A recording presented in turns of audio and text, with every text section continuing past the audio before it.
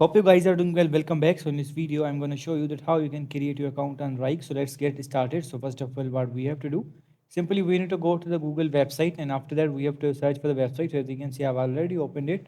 Now simply as you can see, it has an option for the try Wrike for free. So we have to click on this, and we have to provide our email address. So if you want to log in, you have to click on the login, and then you need to provide the login details, and after that your account will be logged in. So what I'm going to do, simply I'm going to click on the continue with Google. So let's click on the Google, and now I'm going to choose my email address, that which email address I'm going to use. So let's choose it. I'm going to use my this email address. So let's click on this, and after that we have to wait for a few seconds.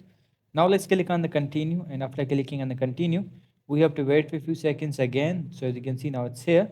So now we have to provide the email address here. So I'm going to provide my email address. Let's click on this. So as you can see, now we have to provide some details here, like I'm going to write my full name here. So let's write that. And then we have to write our company name like editors. And then simply we have to choose our country or the residence here. So I'm going to choose that. And then we have to accept this, and let's click on the next. And then as you can see, how many people work at your company. So I'm 2 to 25. How many people do you plan to collaborate in Wrike? Let's 6 to 10, and let's click on the next. And we also need to answer a few questions. What's your team to department? As for example, I'm going to creative design.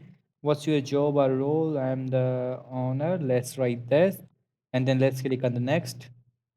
As you can see now here, we have to provide the name of the logo. For example, I'm going to provide the name like the design.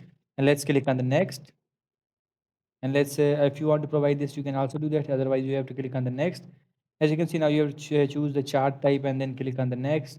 And if you want to add some other users, you can also do that. And then simply you have to click on the next, and your account will be created. So as you can see, our account is created. So in this way, you can create your account on the Wrike. I hope you guys understand this video, that how you can do this. So see you guys in the next video.